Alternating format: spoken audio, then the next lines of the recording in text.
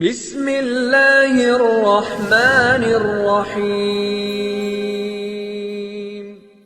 من الشيطان الرجيم بسم الله الرحمن الرحيم يا أيها الذين آمنوا إذا تداينتم بدين إلى أجل مسمى وليكتب بينكم كاتب بالعدل ولا يأبى كاتب أن يكتب كما عظمه الله وليكتب وليملل الذي عليه الحق وليتق الله ربه ولا يبخس منه شيئا صدق الله العظيم وصدق رسوله النبي الكريم الحمد لله رب العالمين والصلاة والسلام على سيدنا محمد خاتم النبيين وعلى آله وصحبه أجمعين. حضرات محترم سامعین کرام، بزرگوں، قابل احترام دینی بھائیوں، قرآن کریم کی گزشتہ آیات میں اللہ رب العالمین نے سود کی حرمت اور سود کی برائیوں کو اور معاشرے پہ پڑنے والے سود کے اثرات کو اور آخرت میں سود خوروں کی جو بدتر حالت ہوگی انہیں تفصیل کے ساتھ بیان فرمایا، جن کا خلاصہ یہ تھا کہ اللہ تعالی نے سود کو حرام قرار دیا ہے، جبکہ بزنس تجارت کو اللہ تعالی نے حلال قرار دیا ہے. لیکن اگر بزنس اور تجارت میں بھی سودی معاملات شامل ہو جائیں تو پھر وہ بھی سود کے حکم میں شامل ہو جاتے ہیں. اسی طرح یہ بھی فرمایا کہ سودی جو معاملات ہیں اس کو چھوڑ دو، البتہ تمہارا جو مول دھن ہے، جو اصل ملکیت ہے، جو تم نے کسی کو دیا ہے، اسے تم واپس لے سکتے ہو، لیکن انٹرسٹ کے طور پہ جو رقم دینے کا وعدہ طے ہوا تھا وہ نہیں لے سکتے. اللہ کے حکم آنے کے باوجود اگر کوئی بھی احکام کو نہ مانے، حکم کی تعمیل نہ کرے، تو اللہ رب العالمین نے ایسے شخص کے لیے اعلان جنگ کیا. فَأْذَنُوا بِحَرْبٍ مِّنَ اللَّهِ وَرَسُولِهِ، اللہ اور اس کے رسول سے جنگ کرنے کے لیے تیار ہو جائے. ظاہر ہے کہ کوئی اللہ اس کے رسول سے جیت سکتا ہے؟ اللہ عظیم ہے، عظیم قدرت والا ہے، ذوالجلال والاکرام ہے، پوری کائنات اس کے قبضے قدرت میں ہے. اس کے ایک حکم سے اس پوری کائنات کو وجود ملا ہے. سارے شہنشاہوں کا شہنشاہ ہے، ساری طاقتوں کا خزانہ وہ ہے، اس سے کوئی لڑ نہیں سکتا، اور اگر کوئی لڑنے پر بھی تیار ہو جائے تو جیت نہیں سکتا. کوئی تناسب نہیں ہے، کوئی مقابلہ نہیں، اسے ہر حال میں ذلیل، رسوا اور خوار ہونا ہے. اس لیے میرے بھائیوں، سودی معاملات بڑے خطرناک. یہ بھی بتایا کہ یمحق اللہ الربا، اللہ سود کو مٹاتا ہے. جہاں پہ سود کی ملاوٹ ہوگی وہ مٹ کر رہے گا. جس انسان کے جسم میں سود کا خون جائے گا وہ اس جسم کو اللہ ہلاک کر کے رکھ دے گا. فالنار اولیٰ به کل جسد غذی بلحم حرام. فالنار اولیٰ به، ہر وہ جسم جس کی پرورش حرام مال سے ہوئی ہو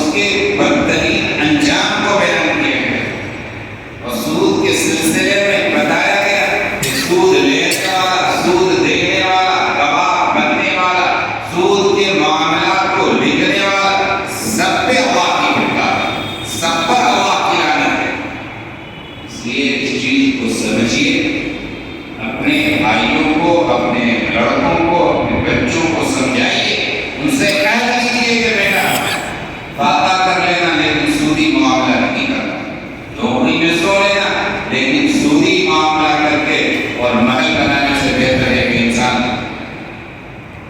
کسی جھونپڑی میں جو ہے وقتی طور پر گزارا کرے، اس لیے کہ سود نے کتنے گھروں کو ویران کیا، کتنے جانوں کو ضائع کیا اور کتنے کاروبار کو ملیا میٹ کر دیا، ہم سے زیادہ آپ جانتے ہو۔ اگر یقین نہ ہو تو جتنے بھی کاروباری لوگ ہیں جنہوں نے ان کا ماضی بہت شاندار ہے، اور آج جا کے دیکھیے تو سود کے معاملات میں، مہاجنوں کے چکر میں ان کو برباد کر کے رکھ دیا ہے۔ وہ روپیے 10 روپیے اور 50 روپیے کا محتاج ہو گئے، کیوں؟ یمحق اللہ الربا، کہ اللہ تعالیٰ سودی معاملات کو مٹاتا ہے، ویربی الصدقات، اس کے برعکس اللہ تعالیٰ بڑھاتا ہے صدقے کو، خیرات کو، ہر وہ کام جو اللہ کی رضا کے لیے ہے اور اس میں انسان لگاتا ہے اپنے پیسے کو، اللہ تعالیٰ اس کو اتنا بڑھاتا ہے کہ انسان تصور نہیں کر سکتا۔ اخلاص ہونا چاہیے، للہیت ہونی چاہیے، تو پھر دیکھیے اللہ تعالیٰ اس کو کتنا آگے بڑھاتا ہے۔ بزرگوں، انسان کا جو کاروبار فیل ہوتا ہے اور انسان جو اپنے معاملات میں دھوکہ کا شکار ہوتا ہے اور خسارہ اٹھاتا ہے، آپ غور کریں گے تو یہ بات معلوم ہوگی کہ کچھ اپنی غلطیاں بھی ہوتی ہیں۔ وہ غلطی کیا ہے کہ مالی معاملات کے بارے میں اللہ کا حکم ہے کہ اس کو لکھا کرو، جو معاملہ کر رہا ہے اور جو معاملے کا شریک ہے، دونوں کا دستخط ہونا چاہیے، دونوں اپنی اپنی کاپی رکھیے، آپ ان سے لکھوائیے اور ان سے آپ لکھوائیے، ان کو بھی لکھ کر کے دیجیے، 2 کاپی رکھیے، ایک برباد بھی اگر ہو جائے، ضائع بھی ہو جائے تو دوسری کاپی محفوظ رکھیے۔ اس موقع پہ کیا ہوتا ہے، کہتے ہیں بھائی ہمارے اوپر اعتماد نہیں، جی آپ پر کیا اعتماد ہے، لیکن آپ کو اور ہم کو دونوں کو اللہ نے حکم دیا لکھنے کا، یہ بات بھول جاتا ہے۔ ارے آپ سے تو ایسی دوستی، دوست تو دوست، کیا ضرورت ہے لکھنے کی؟ ضرورت ہے دوستی پختہ کرنے کے لیے، تعلقات برقرار رکھنے کے لیے لکھنا پڑے، نہیں تو نہیں لکھا، کسی کا انتقال ہو گیا، کاپی ضائع ہو گیا، کاغذ گم ہو گیا، کوئی گزر گیا، کوئی ناانصافی پہ آمادہ ہو گیا، کسی کو شیطان نے بہکا دیا، تو نقصان کس کا ہو؟ دونوں کا نقصان۔ میرے بھائی، لکھنے کی اتنی اہمیت کے باوجود ہمارے بہت سے کاروباری بھائی لکھنے سے گریز کرتے ہیں، ایسا نہیں ہونا چاہیے، لکھنا چاہیے۔ آگے کی جو آیت ہے جس کے ایک حصے کی تلاوت کی گئی ہے، یہ قرآن کریم کی طویل ترین آیت ہے، کافی لمبی ہے۔ قرآن کریم کے بارے میں اگر کوئی پوچھے کہ یک بات کی سب سے لمبی آیت ایک آیت میں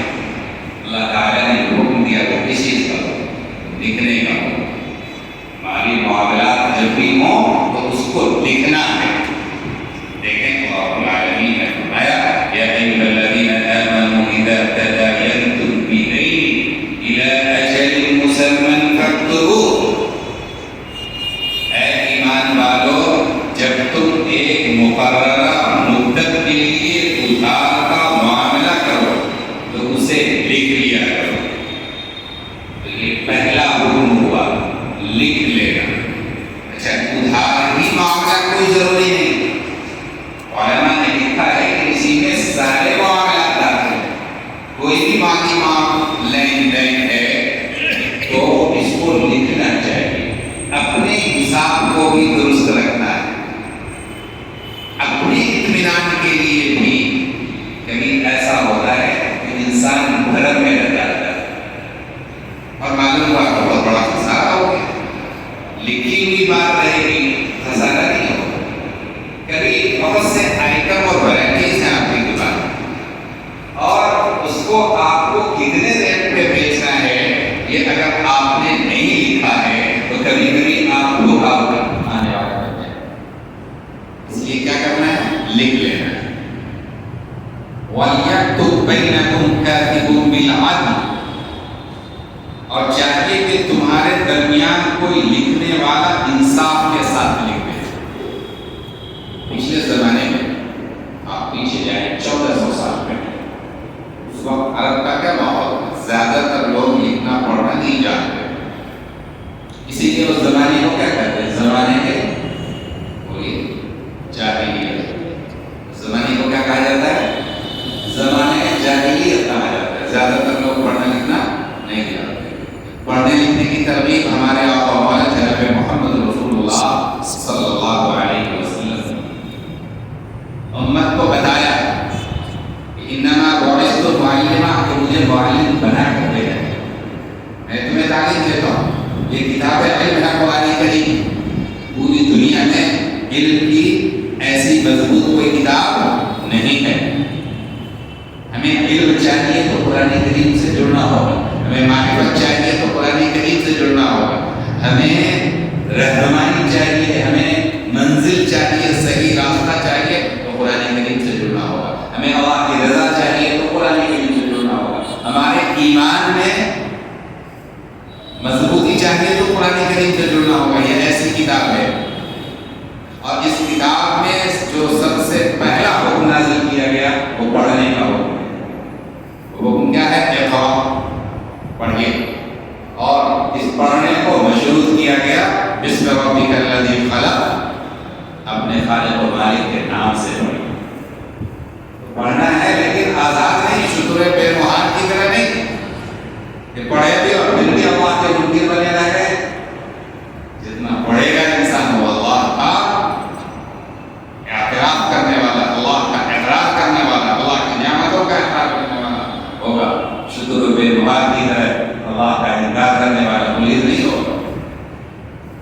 اس لیے فرمایا کہ اگر خود لکھنا نہیں جانتا ہے تو کسی لکھنے والے کی مدد سے لکھوا لے. کبھی ایسا ہوتا ہے کہ قانونی انداز میں لکھنا نہیں جانتا ہے، تب لوگ کاتب کا سہارا لیتے ہیں، منشی کا سہارا لیتے ہیں، ان سے لکھوایا جاتا ہے. تو بہرحال اگر منشی کی ضرورت پڑی، کاتب کی ضرورت پڑی، لکھوانے والے کی ضرورت پڑی تو اس پہ بھی لازم ہے کہ پوری دیانتداری کے ساتھ لکھے، بےمانی نہ کرے. اپنی طرف سے کوئی جملہ نہ پڑھائے، اپنی طرف سے کوئی جملہ نہ پڑھائے، اپنی طرف سے کوئی جملہ حذف نہ کر دے، بلکہ معاملے کو ٹھیک ٹھاک انجام دے. وَلَا يَأْبَ كَاتِبٌ أَن يَكْتُبَ كَمَا عَلَّمَهُ اللَّهُ فَلْيَكْتُبْ. جس کو لکھنا آتا ہے اسے لکھنے سے انکار نہیں کرنا چاہیے. جیسا کہ اللہ نے اس کو لکھنا سکھایا، اس کو بھی چاہیے کہ لکھ دے، اور جس کے ذمہ حق ہے وہ لکھائے. آپ دیکھیں کہ پہلا حکم دیا گیا کہ اگر آپ لکھنا چاہتے ہیں تو لکھنے سے انکار مت کیجیے، آپ مدد کیجیے، آپ تعاون کیجیے. آپ کے تعاون سے ایک معاملہ معرض تحریر میں آ جائے گا، ڈیڈ تیار ہو جائے گا، لکھا چلا جائے گا. وَلْيُمْلِ الَّذِي عَلَيْهِ الْحَقُّ، اور جس پر حق ہے، جس کے ذمہ حق ہے وہ لکھوا لے. وَلْيَتَّقِ اللَّهَ رَبَّهُ، اور وہ اللہ سے ڈرے جو اس کا رب ہے، وہ سب کا رب ہے. وَلَا يَبْخَسْ مِنْهُ شَيْئًا، اور لکھنے میں کوئی کٹوتی نہ کرے، کوئی ڈنڈی نہیں مارنا ہے، کوئی غلط بیانی نہیں کرنی، کوئی غلط شبد بڑھانا بھی نہیں ہے، کسی غلط جملے کو شامل نہیں کرنا ہے، کوئی غیر متعلق عبادت اس میں شامل نہیں کرنی، لہذا اس میں کچھ بھی کمی نہ کرے۔ اگر وہ کم عقل یا کمزور ہو یا وہ خود لکھانے پر قادر نہ ہو تو اس کا ولی انصاف کے ساتھ لکھا دے۔ ایسا بہت ہوتا ہے کہ معاملہ جو ہے کسی بچے کا ہے اور وہ بچہ بیچارہ جانتا نہیں ہے کہ خیر کیا ہے، اچھا کیا ہے، برا کیا ہے، لیکن بچہ مجبور ہے کہ اس کا معاملہ کرنا ہے، اس کے پاس ساری پراپرٹی ہے، اس میں تصرف کون کرے گا؟ ولی۔ ولی کون ہے؟ درجہ بدرجہ باپ، دادا، بھائی، چچا، اس طریقے سے کیٹیگری وائز یہ ہے پھر یہ ہے پھر یہ، یا کوئی قانونی اتھارٹی والد کا انتقال ہوگا، بھائی بھی نہیں ہے، دادا چچا بھی نہیں ہے، تو باپ نے کسی لیگل ایڈوائزر کو مقرر کر دیا ہے۔ اب کیا ہے وہ اس کی نگرانی کرے گا قانونی معاملات کی۔ تو اگر کوئی بچہ ہے یا بے وقوف ہے، کہتے ہیں کہ ہلکے دماغ کا، ہلکے دماغ والا تو کروڑوں کی چیز اس کے لیے 1000 کے برابر بھی نہیں ہے، اور کبھی 1000 کی چیز کو وہ کروڑوں میں خرید لے گا۔ کوئی ڈھیلا دکھا کے کہے گا کہ یہ سونا ہے خرید لو، سونا نہیں تو ہیرا بنا دے گا اس کو۔ مطلب کم عقل ہے یا بچہ ہے، تو کون لکھوائے گا؟ لکھوانے کا کام کن سے متعلق ہے؟ فرمایا کہ فَلْيُمْلِلْ وَلِيُّهُ بِالْعَدْلِ، اس کا جو گارجین ہے، اس کا جو ولی ہے، وہ انصاف کے ساتھ لکھا ہے۔ اچھا کبھی ایسا ہوتا ہے جو ہم تو نہیں لکھوائے تھے، تو ہم نے سے لکھ دی، دستخط ہے تمہارا، کہا نہیں وہ ہم نہیں پوچھے تو دستخط کر دی، ایسا بہت ہوتا ہے۔ تو کہا گواہ بناؤ، پورے میٹر کو پڑھو، سناؤ، دونوں فریق دستخط کرو اور 2 گواہ سے بھی دستخط کرو۔ اب غلطی کا امکان ہے؟ نہیں ہے، غلطی ہو سکتی تو اللہ معاف کرے گا، لیکن یہ سارے مراحل اگر پوری دیانتداری کے ساتھ بروئے کار لائے جائیں تو انشاءاللہ کوئی بددیانتی نہیں ہوگی۔ آگے ارشاد فرمایا کہ اپنے مردوں میں سے 2 شخص کو گواہ بناؤ، اگر 2 مرد نہ ہوں تو 1 مرد اور 2 عورتوں کو گواہ مقرر کرو، اور ایسے لوگوں میں سے گواہ بناؤ جن کو تم پسند کرتے ہو، یعنی ایسا نہیں ہے کہ کوئی گواہ بھی آپ کی دشمنی سے مجبور ہے اور وہ غلط انداز کی گواہی پیش کرے، قابل اعتماد آدمی کو گواہ مقرر کرو۔ اس کے بعد فرمایا کہ 2 عورتیں اس لیے گواہ، دیکھیں آپ کو شریعت نے یہ بتایا یا تو 2 مرد ہونا چاہیے یا 2 عورتیں اور 1 مرد، یہ 2 عورتوں کا کیا معاملہ ہے؟ کل 3 افراد بنتے ہیں۔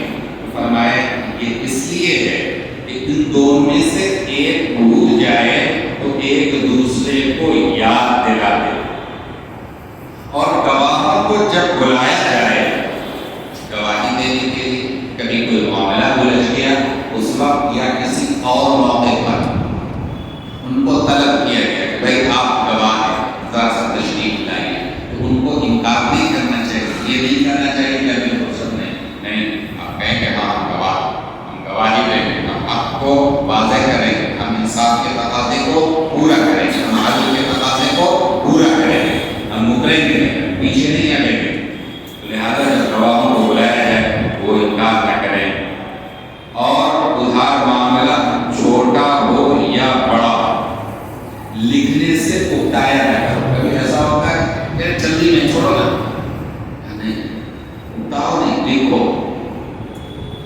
کبھی ایسا ہوتا ہے کہ ارے اتنا سارا معاملہ ہے کیا لکھیں گے، چلو اس کو شارٹ میں کر لو، نہیں پوری بات لکھو تاکہ کبھی کوئی دھوکے کا امکان نہ رہے۔ اس طرح لکھ دینا اللہ کے نزدیک انسان انصاف کے زیادہ قریب ہے اور گواہی کو درست رکھنے کا باعث اور اس بات کے زیادہ لائق ہے کہ تم شبہ میں نہ پڑو۔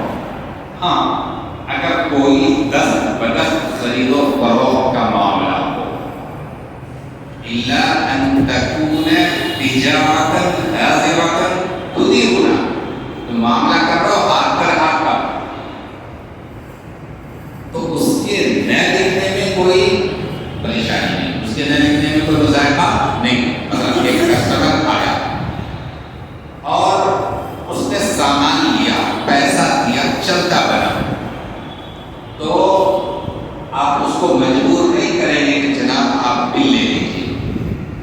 ہاں، اگر وہ آپ سے بل مانگتا ہے تو پھر آپ کو دینا چاہیے تاکہ کوئی بات ہو جائے، کوئی عیب پیش آ جائے سامان میں، لوٹانے کی ضرورت پڑے، آپ کہہ دیں کہیں کہ نہیں یہ آپ ہماری دکان کی کا سامان نہیں ہے، وہ کہیں گے آپ ہی کے یہاں سے لے گئے، تو لڑائی لگے گی۔ تو آپ بل دے دیں گے تو پھر بھی کوئی پرابلم نہیں ہوگا۔ آگے ارشاد فرمایا وَأَشْهِدُوا إِذَا تَبَايَعْتُمْ، اور خرید و فروخت کے وقت گواہ بنا لیا کرو۔ دیکھیں، اسلام کا جو یہ قانون شہادت ہے، گواہی دینے کا قانون، آپ یاد کریں یہ اللہ رب العالمین کا کلام یہ کب نازل ہوا؟ آج سے 1400 سال پہلے۔ رسول آخر زمان جناب محمد رسول اللہ صلی اللہ علیہ وسلم، پوری دنیا میں کہیں یہ قانون نہیں تھا، کوئی رواج نہیں تھا۔ اسلام نے دنیا میں پہلی بار انسانیت کو سکھایا کہ اس طرح معاملہ کیا جاتا ہے۔ آج بھی چھوٹے معاملات تو نہیں جو بڑے معاملات ہیں، مثلا کورٹ میں آپ جاتے ہیں، زمین کی رجسٹری بڑا معاملہ، چھوٹے معاملات تو نہیں جو بڑے معاملات ہیں، مثلا کورٹ میں آپ جاتے ہیں، زمین کی رجسٹری بڑا معاملہ ہے، تو زمین کی رجسٹری کہاں ہوتی ہے؟ کورٹ میں ہوتی ہے۔ وہاں کون ہوتا ہے؟ ایک مقر ہوتا ہے، ایک مقر غیر ہوتا ہے، اور پھر دو گواہ بھی ہوتے ہیں۔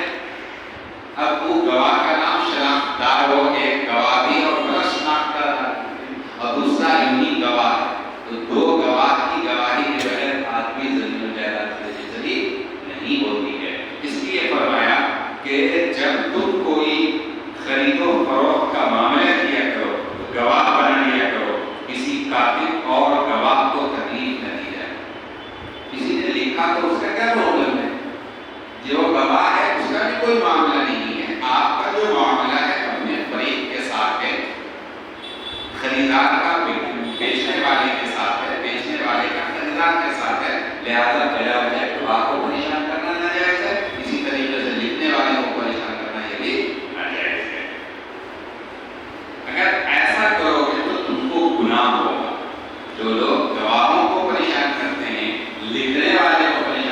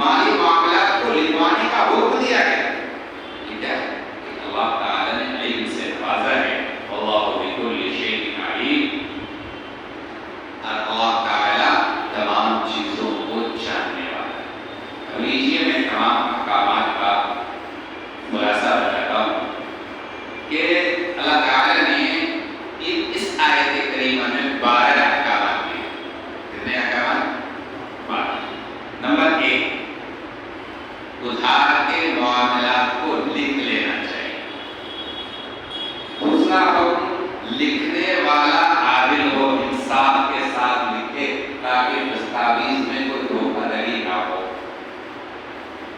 تیسرا ہو جو دستاویز بنانے پر قادر ہو، چیز بنا سکتا ہو، اس کو انکار نہیں کرنا چاہیے۔ البتہ وہ معاوضہ لے سکتا ہے، وقت کا معاوضہ، اپنی خدمت کا معاوضہ وہ لے سکتا ہے۔ جس شخص پر حق ہو، یعنی جس کے ذمہ دین اور قرض ہو، اس کو بلا کم و کاست دستاویز دکھانی چاہیے تاکہ اس کے لیے کوئی عذر نہ رہے۔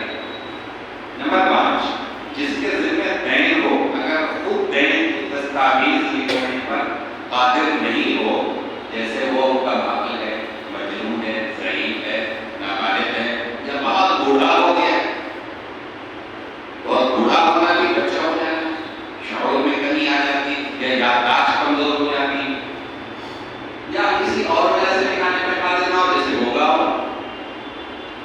یا دوسرے فریق کی زبان کو نہ جانتا ہو، تو پھر ولی یا وصی، جس کو وصیت کیا ہے، یا قاضی، حاکم، وہ لکھوانے کا کام کرے گا۔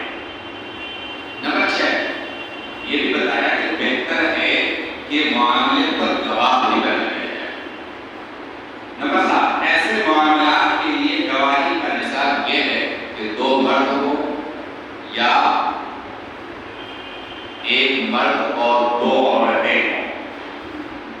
نمبر 8، گواہوں کے لیے ضروری ہے کہ عادل و معتبر ہوں، ممن ترون، معتبر مطلب کوئی شخص جھوٹا ہے الگ جائے گا، کوئی فاسق و فاجر ہے، مردود الشہادہ ہے، تو پھر اس کی گواہی ملنی چاہیے۔ نمبر 9، جن کو فریقین گواہ بنانا چاہیں تو مستحب یہ ہے کہ وہ بھی گواہ بننے اور گواہی دینے سے انکار نہ کرے۔ نمبر 10، جو آمنے سامنے کا معاملہ ہوتا ہے، 10 بدس لین دین، کوئی آیا آپ سے خریدا گیا، تو کہتے ہیں کہ اس میں لڑائی جھگڑے کا امکان نہیں ہے، لہذا اگر میں بھی لکھا جائے تو کوئی حرج کی بات نہیں ہے، لیکن اگر وہ مطالبہ کرتا ہے کہ بھائی بل بنا دو تو آپ کو بنانا ہے۔ نمبر 11، کاتب اور گواہ کو نقصان نہیں پہنچایا جائے، مطلب کاتب لکھنے کی اجرت طلب کرتا ہے، اس کو مفت لکھنے پر مجبور نہیں کیا جائے گا، اس کو مفت لکھنے پر مجبور نہیں کیا جائے گا، اس کا جو معاوضہ ہے، اس کی جو فی ہے، اس کو ادا کریں۔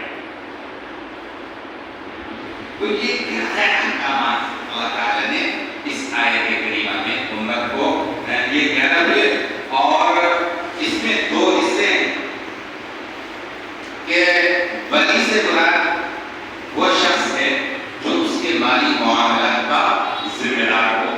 تو ہمیں اللہ رب العالمین کے اس حکم پہ پوری دیانتداری کے ساتھ عمل پیرا ہونے کی کوشش کرنی چاہیے۔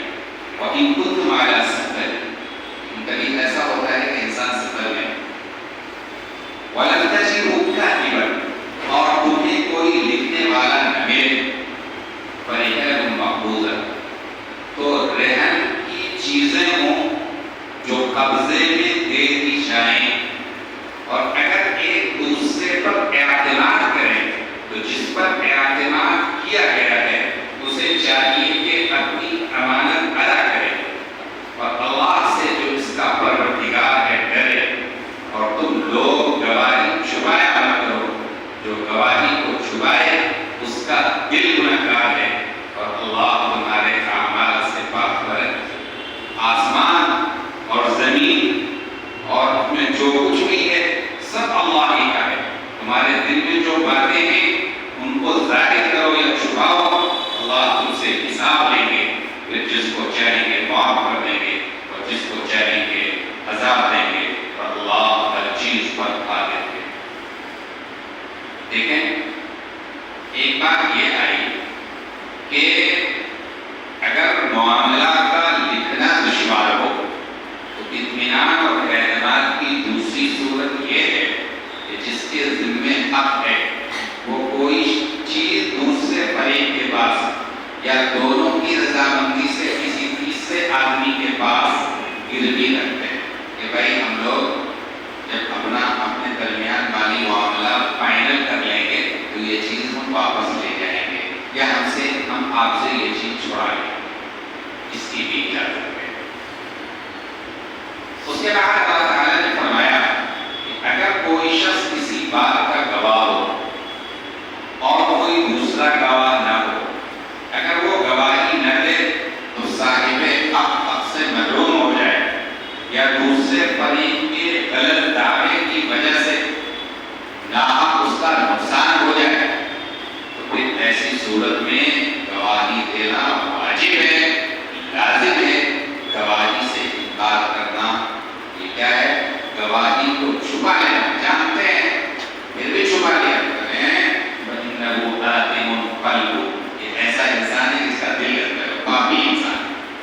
ارے تم مومن ہو، صاحب ایمان ہو، مسلمان ہو، تو مطلب ہے کہ عدل و انصاف کو قائم کرنے والے بن جاؤ نا۔ اور عدل و انصاف کیسے قائم ہوگا؟ تم جانتے ہو تو بولو کہ ہاں ایسا ہے، تم جانتے ہو ایسا نہیں ہے تو کہو کہ نہیں ایسا نہیں ہے۔ اس لیے ہمیشہ اس بات کی کوشش کرنی چاہیے کہ اگر آپ کے علم میں کوئی چیز ہے، آپ اس کے گواہ ہیں، تو کھلے عام گواہی کو واضح کیجیے تاکہ ناانصافی کے مواقع ختم ہو جائیں۔ اور اللہ کی اس عظیم قدرت کو بتایا گیا کہ یہ تو مال اور دولت یہ وقتی چیز ہے، اس پورے کائنات کا نظام اللہ نے ہوتے وہی مالک ہے اس کائنات کی تمام چیزوں کا۔ لہذا تمہارے دل کے اندر جو چیز ہے یا چھپاؤ گے تو اللہ تو جانتا ہے، اللہ جانتا ہے کہ تم نے جانکاری کے باوجود گواہی نہیں دی یا غلط گواہی دی، تم سے اللہ تعالیٰ حساب لے گا۔ اس کے باوجود اگر کچھ کمی کوتاہی ہو جائے، تم نے معافی مانگی یا صاحب معاملہ سے بھی معاف کرا لیا، اللہ تعالیٰ جس کو چاہتے ہیں معاف کر دیتے ہیں، اور واضح ہو نہیں نشا، اور جو ضدی اور پاپی مسلم ہے اس کو سزا بھی دیتے ہیں۔ اللہ کے علم ہے، اللہ علی کل شیء قدیر، اور اللہ تعالیٰ ہر چیز پر قادر ہے، تمہیں سزا دینے میں